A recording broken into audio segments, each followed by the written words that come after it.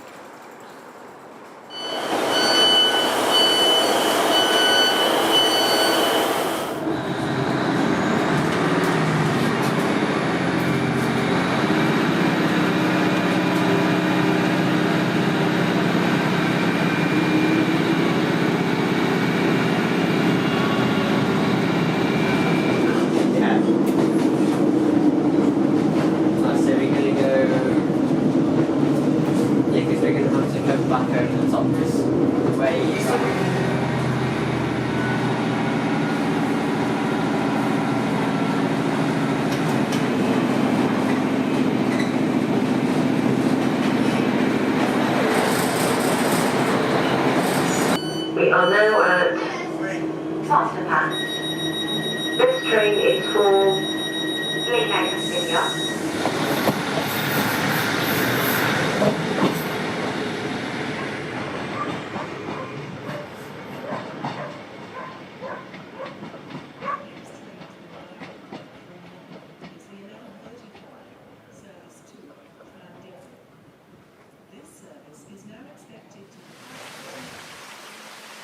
And so we reach Blaenau Ffestiniog, famous for its slate mining. I've talked before about Wales and its slate when we visited Bangor. They had a harbour there that dealt with most of Wales's slate. And I told you that Welsh slate was some of the best slate in the world. But we don't really export it that much anymore. And that's certainly true of Blaenau Ffestiniog. All the slate mining is a bit of a tourist attraction now. Well, I say a bit of one. A major tourist attraction.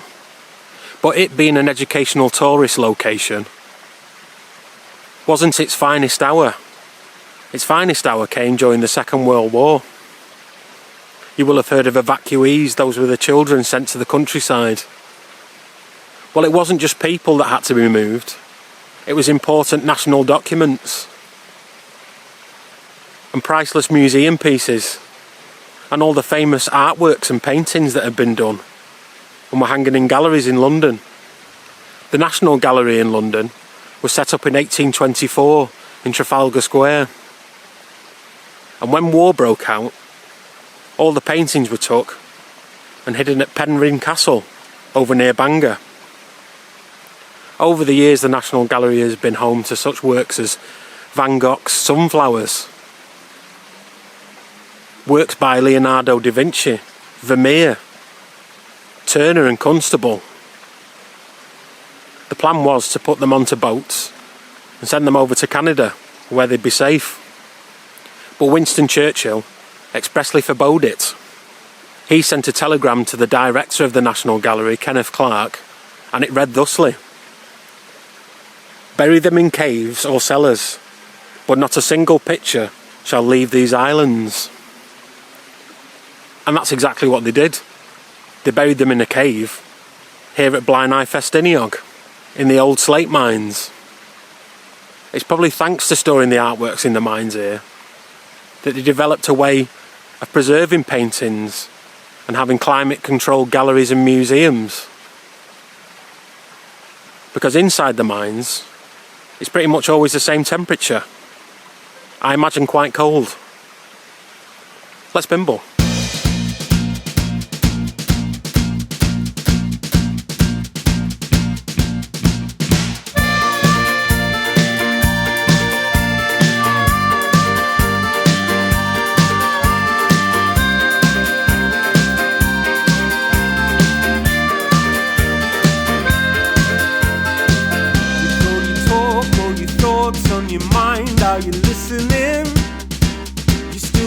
figure it out.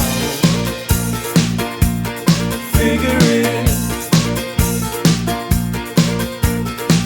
With all your thoughts on your mind all the time, oh it's deafening. You still won't figure it out. Figure it. Behind me is Ffestiniog power station, and it's a hydroelectric power station. It runs off two dams, the one we're stood on now, and another one up that big hill. I was going to leg Bimble up to it, but it's a lot further away and a lot higher up than it looked on Google Maps. Apparently it was the first big dam built in the UK to generate electricity, and it was built in 1963. It's all designed to generate electricity quickly. Apparently this power station can go from 0 to 360 megawatts in 60 seconds. And that's because we all like turning our kettles on at the same time. Usually during the ad break on Coronation Street. Apparently in 2010, when the tram came off the rails and crashed onto the cobbles of Coronation Street, there was a giant spike on the national grid of the UK. An 800 megawatt spike. That's the equivalent of 300,000 kettles all being switched on at exactly the same time. The dam can discharge 27 cubic metres of water every second.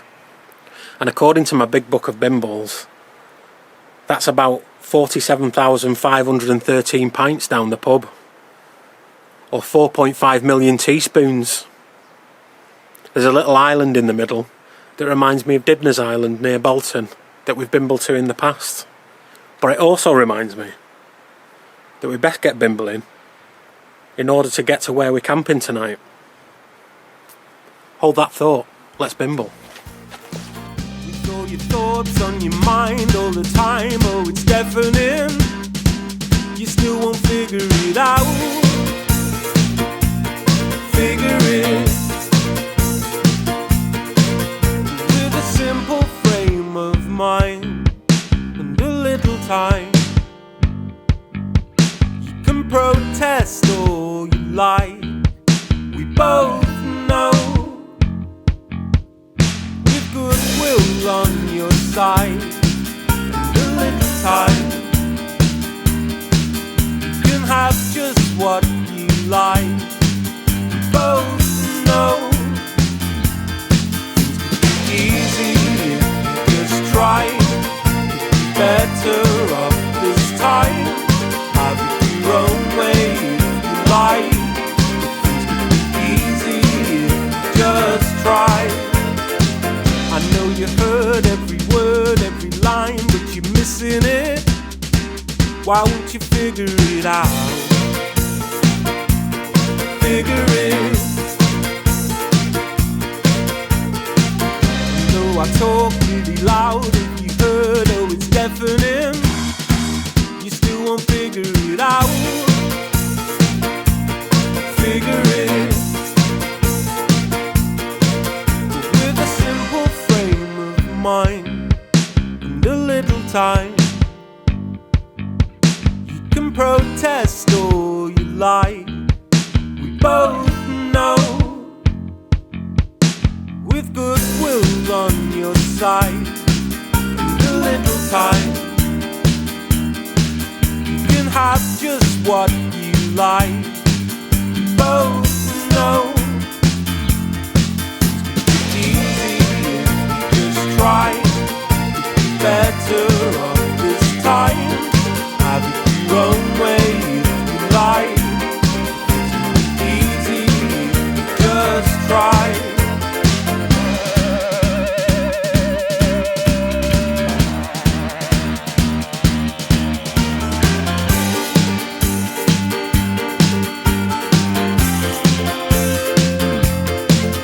With a simple frame of mind and a little time, you can protest all you like. We both know, with goodwill on your side and a little time, you can have just what you like. We both know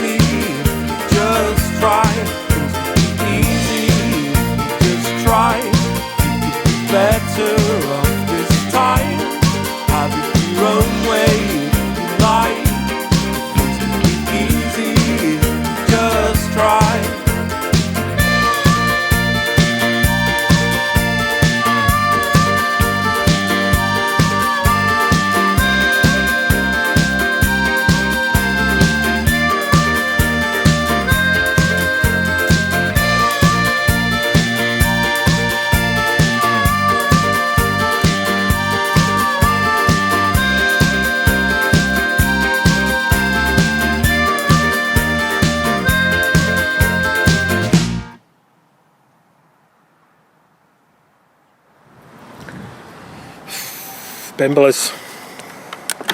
What a bimble. According to Google, that was 49 feet up and 660 feet downwards. I hardly pedalled. I was a little bit worried about my brakes, and I was also a little bit worried that I'm burning to a crisp, because it's rather cool going down those hills with the breeze in your face. You can't quite tell whether you're burning or not, so time for a bit of that. Then after that, we have to find a shop to buy tonight's provisions. What a bimble.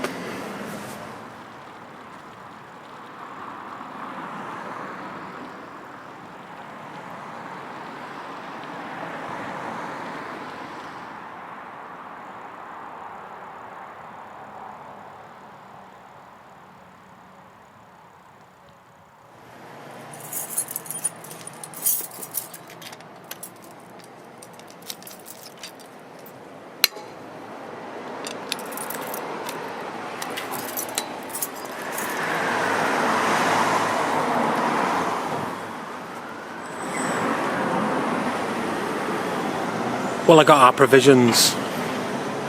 Thought we'd go a bit cowboy tonight, so I got us some hot dog sausages.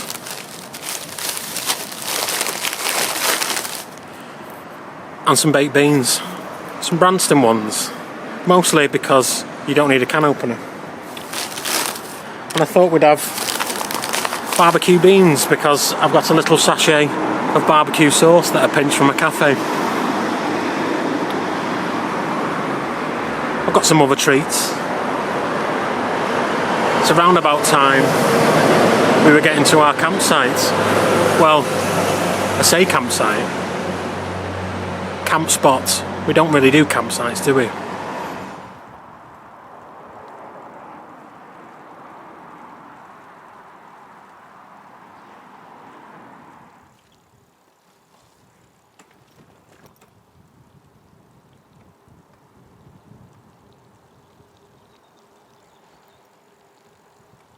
Llandanog, Pensarn, Llanbedr, Dyffryn ap Dydwy, Talebont. The next train to arrive at platform 1 is the 1613 service to Machynlleth. This service is currently on time, calling at Ty Gwyn.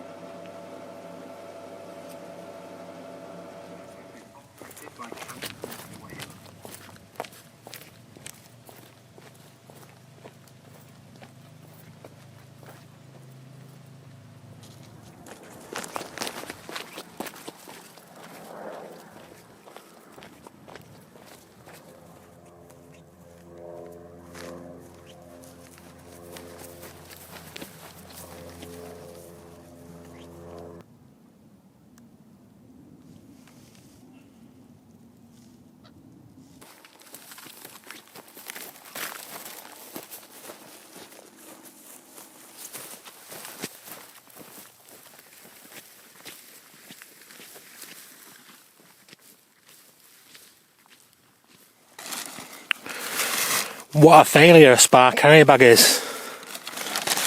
Co-op to the rescue. Losing my beans. A co-op bag is more up to the job. Nil pois spar, nil pois.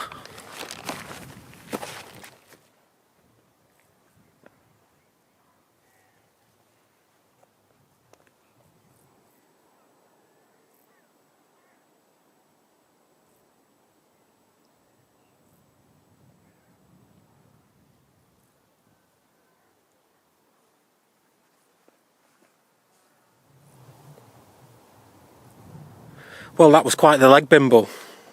We parked up Desert Eagle at the local train station, which I can't pronounce.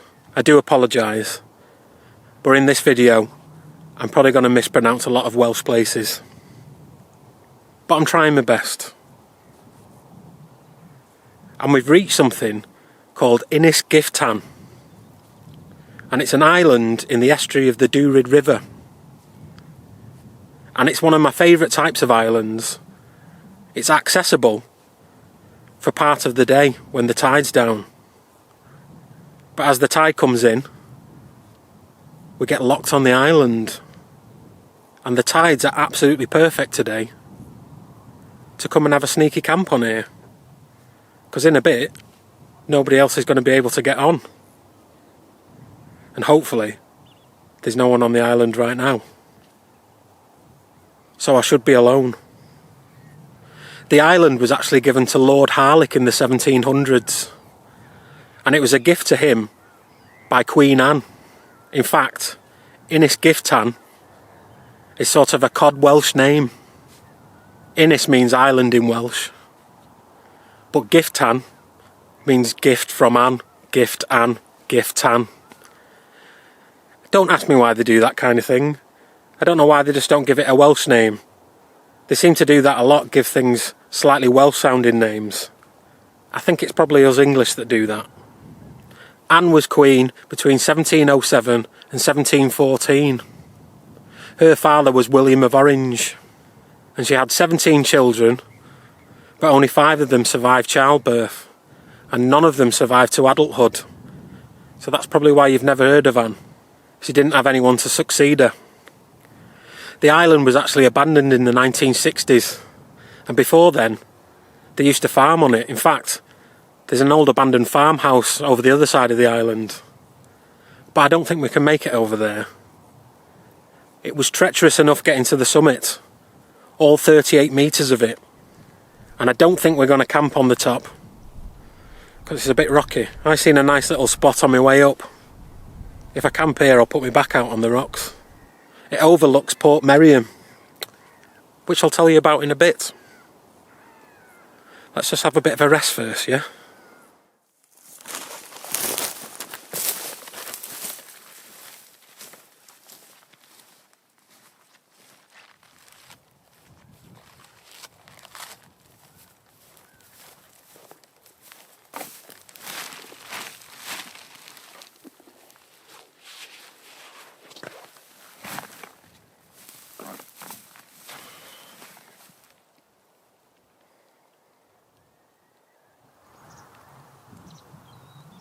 Right, Bimblers, time for tea. If you watch my little home video, you'll know a little bit about how I cook when I go camping. I've made one alteration. I've got Trangia stand prototype number 2. I found that the first one I made, out of an old mess tin, didn't really fit in my backpack very well with my new big billy can. So I found this down the shed.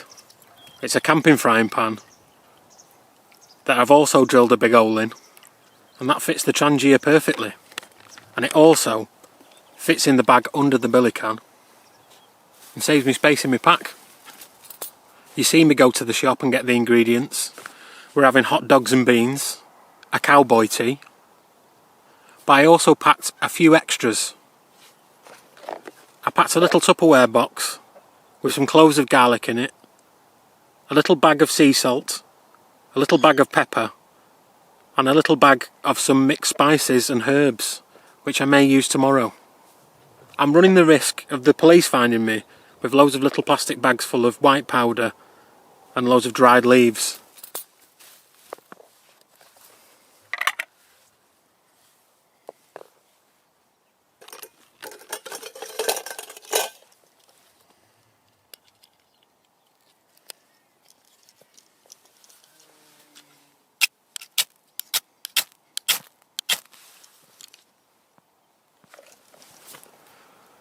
What I'm going to do is cut up the hot dog sausages really small and fry them off with a little bit of olive oil and 1 clove of garlic.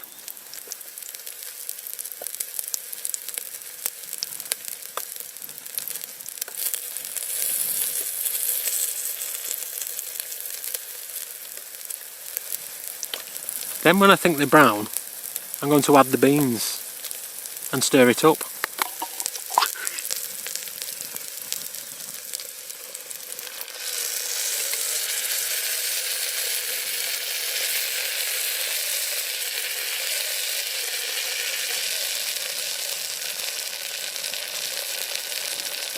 Then I may add some pepper I may add some salt. Then I will empty my stolen sachet of barbecue sauce in the cowboy beans. I've also bought some crusty bread that was in the whoopst. And I've packed a Tupperware full of butter, which is very, very melted. But I'm sure it's okay.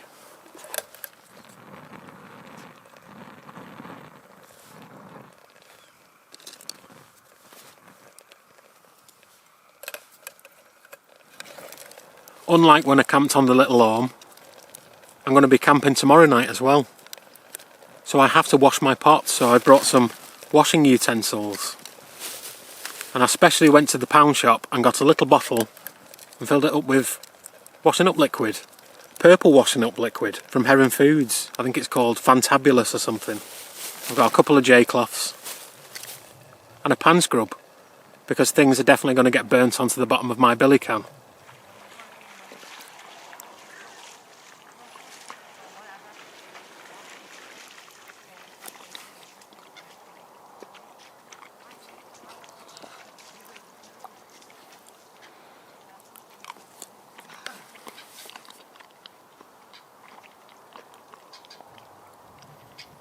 Probably a bit more garlicky than a cowboy would have them,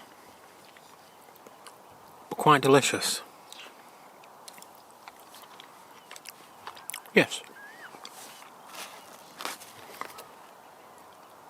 Really nice with some crusty bread with liquid butter on it.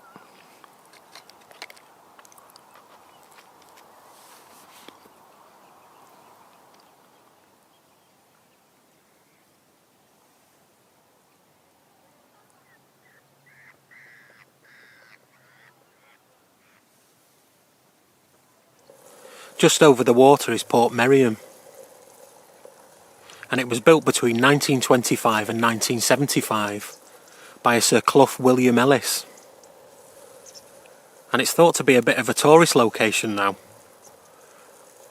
but it was actually built as an advert for his architectural skills. It was all designed in an Italian style, like a Mediterranean village. However, it's in North Wales, just down from Portmeirion. It's been a bit of a retreat for a lot of artists. Noel Coward wrote Blithe Spirit there, and George Harrison spent his 50th birthday there. In fact, if you watch the Beatles anthology, all of George Harrison's interviews were filmed at Portmeirion.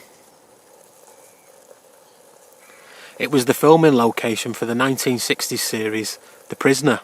That's probably its most famous use. But my favourite use was for the music video All Right by Supergrass. That's from my generation, you know, the 1990s. And they were going up and down the beach on the bed and messing around on the chopper bikes. You might say to yourself, Kieran, why don't you have a Bimble there tomorrow? Well, it costs 17 quid to get in. And I can see it for free. Here, with a fabulous sunset. Perfect.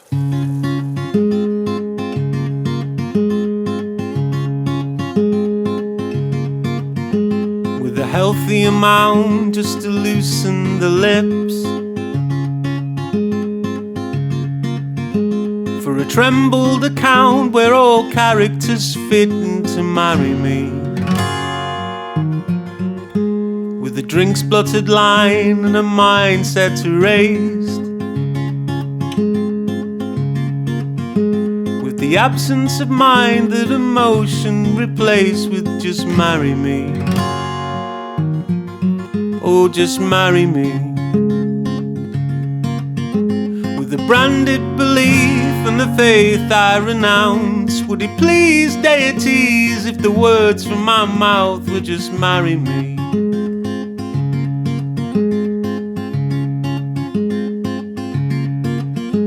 If I focus my eyes and I focus the words, like I'm knocking them back just to build up my nerve in to marry me. Oh, just marry me. candid belief and the faith I renounce. Would it please deities if the words from my mouth would just marry me? If I only let slip of the drink that I've had, if I loosen my grip and my tongue was to wag, just marry me.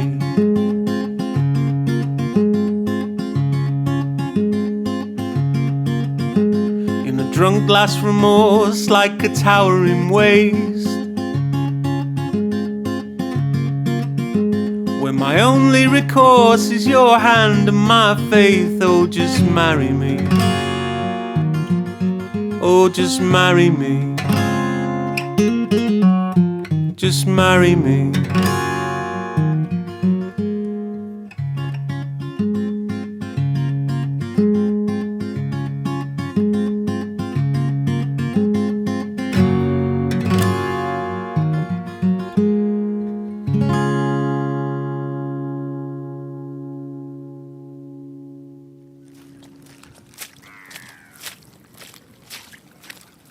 Behind me is Ford Penlec.